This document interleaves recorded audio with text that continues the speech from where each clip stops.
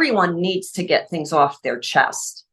But what we were noticing was the people that chose humor to use as their memory issues, as they were learning their memories, they not only got to remember everything, all the traumas, but they were laughing, and that was so good for their body. Unlike me, one of the things I found out after 3 years of negativity, and I couldn't help it. So I'm not saying if you need 10 years, you need 10 years, but that shouldn't be your end goal, because my body, all the antidepressants worked pretty well above the neck. They did mostly. Then you get on a new one and you get, even as my one grandfather would say, more better. You're like, oh, wow, this is what a good mood is, that, you know, you're nowhere near mania, but you're like better than you were on the other one.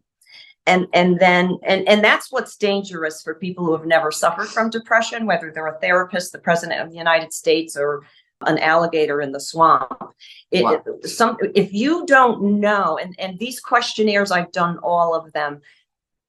If you don't know what it's like to have a symptom of, I don't have any interest or pleasure in anything, and to have the wherewithal to finish that sentence as you hear a patient speak, because what that turns into is this thing called motivation. And what I used to say to all my clients that couldn't motivate at all, and I guess I would validate them. I did not have to use the sense of self, but occasionally I would say to someone who was on a medicine that they said it worked for everything, but I still don't have that motivation to actually get out of my bed. And I would look up and say, well, when I find the medicine that does that, I'll be on it and I will offer it to you. Right.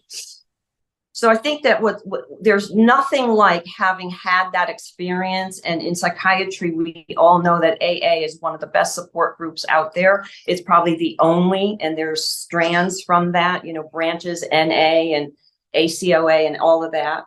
Joan, you wanted to say something? Well, I'm going to say for me, with the laughter, it doesn't come all the time. I mean, the laughter is a part of it. But, you know, when I went through trauma, what I found myself doing was watching every movie that made me cry, to the point where my life was way better than, you know, whew, I'm not that bad. But I watched a lot of traumatic movies in a lot of different languages to make sure I saw all the trauma. I really wanted a lot.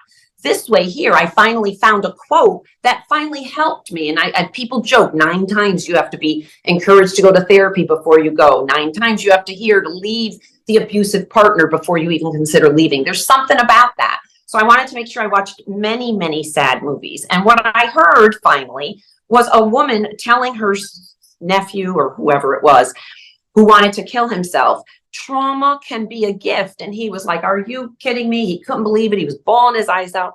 He wanted to die. And she said, you can now recognize the hurt in another person.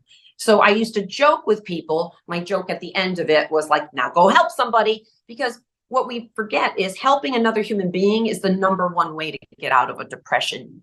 And no one even has the energy to do that. But what I'll say only now when is, you've been arrested and you don't want to go to jail and they offer, you got an attorney and they say community service, you're like, oh my goodness, am I motivated for that?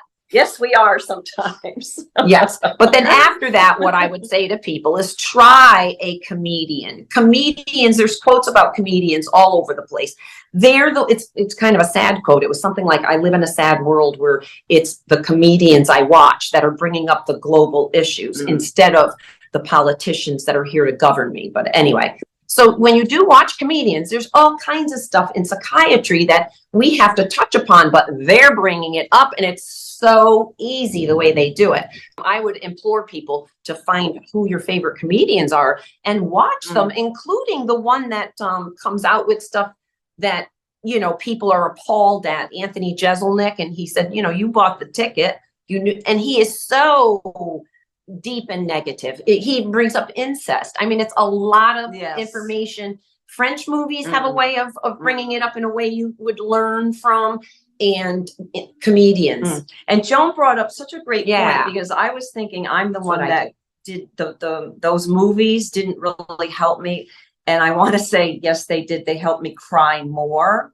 Which is good. Which is a good thing. Joan is right. So because you have to kind of move through the trauma, you know, after World War II, maybe even World War I, there apparently so many of our soldiers that came back with that thing called shell shock that no one identified for a long time. So many of them used alcohol and substances, and then, you know, the women and children were suffering. And then I don't know when we came up with this Department for Children and families.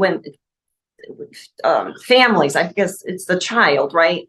We're also about the child. But anyway, so yes, it needs to be done, that you should vent, you should get validated. And if you cannot find it within your own support system, always seek out a professional. But here's something I think a lot of people don't know.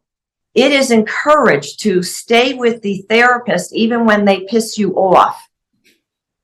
And I say, absolutely explore that, bring that up if you can. But if when you bring it up, the therapist isn't willing to discuss it, then gosh, please go elsewhere. Because I'm so happy. I mean, I swapped therapists the way I swapped hairdressers. Yeah. I just found it to be fun. And I had a client, and she's different insights, pop in and out. And Jane, I'm back with you. I heard that she would share all these insights that she got from all these different therapies, and she'd come back to me. She wanted to hear what I would think. But I would say, if you don't feel that you're moving forward, you know, there was a time when, you know, I didn't really have anybody in my life that was willing to be in a room with me anymore. So if there's not even the therapist. Yeah. So, I mean, if you don't feel like you're getting any better, then I would say, yeah, maybe change. Because I meant to say, this girl who was so nice, she was going to become a doctor. She wrote me a letter, but I don't think you should have to do this either. She wrote a letter saying that she didn't like the positive versus negative, and that she needed much more of a longer term venting style. And I thought that was so lovely of her. She picked the wrong twin.